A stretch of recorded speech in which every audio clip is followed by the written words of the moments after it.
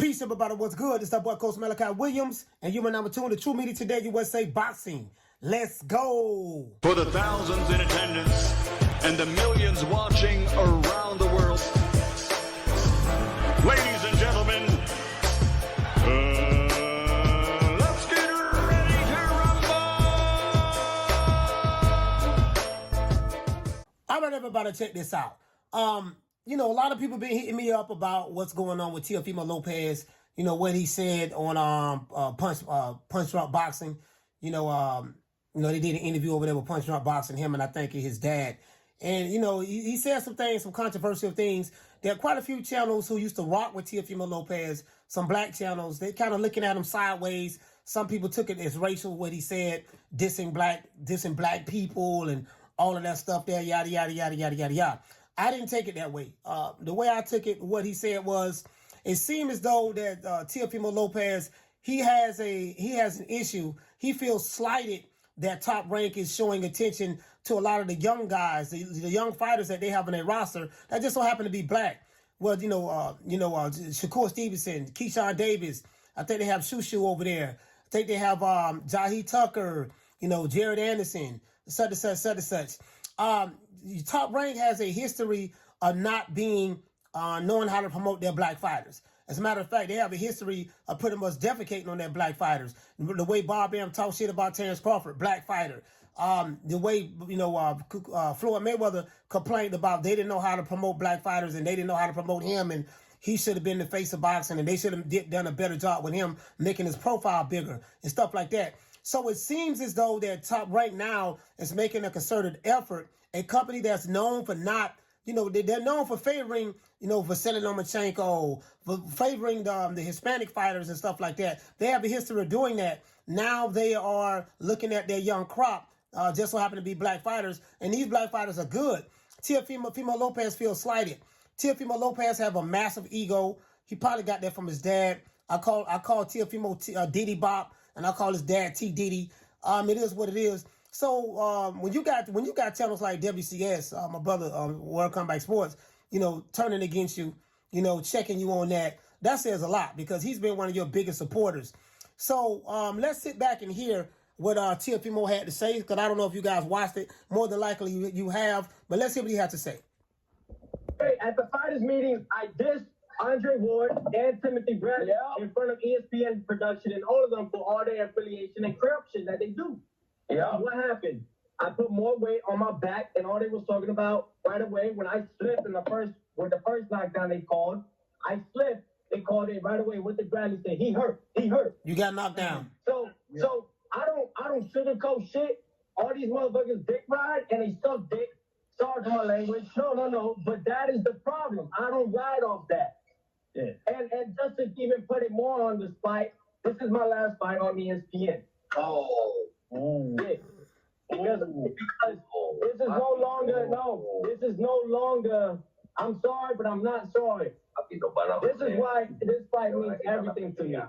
If they want the black fighters, they could keep them. I brought Bud Light to Top Rank. Hey, at the fighters meeting. So at the fighters meeting, hold on. I dissed Andre. So as you can hear, his dad was in the background trying to tell him to be quiet. He was speaking in Spanish.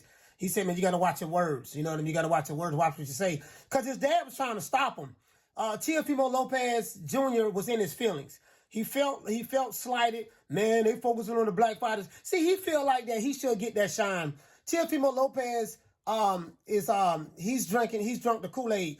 I don't know what the fuck happened to Teofimo. If you watch this video, Teofimo, I don't know what the fuck happened to you. But prior to you fighting Lomachenko, you was a straight fighter up here. And you was my favorite fighter at 135. Something happened to you after you beat Vasily Lomachenko. After you beat Vasily Lomachenko, that shit got to your head. And I think what it was is ESPN had them hype Lomachenko up so much. Oh, he's the greatest fighter in the history of boxing. He's greater than Ali and this and that and all this other bullshit. Which I spoke to Timothy Bradley about that yesterday. And I said, when I interviewed him, I said, man, that's one of the big issues I had with you and Teddy Atlas. But something happened to Teofimo after he beat Lomachenko. Who I call the Great White Hope. After he beat him, And Lomachenko is a great fighter. Don't get me wrong. You know, can't take nothing away from him. But the hyperbole with him was just too much for me from the people who supported him. But after you beat him, something happened to you. Your entire demeanor changed. You went on this, you know, we did it first, and we motivate even the greats. You went on this, you know, your father. Y'all went all around the world talking about, you know, we motivated Canelo to become undisputed because we was the first one to be undisputed. You know, you had Ellie Setback, pulling your nutsack. Yeah, man, once Teofimo became undisputed, you know, then look all the other fighters that became undisputed. All this crazy shit. Teofimo was never undisputed. Period. Anytime there's a dispute about you being undisputed, there's no dispute. You know, you was never undisputed. I mean, you ESPN undisputed. You ESPN and Top Rank undisputed. But when you look at the history of boxing in the 4-belt era, there's only 9 names on the undisputed list.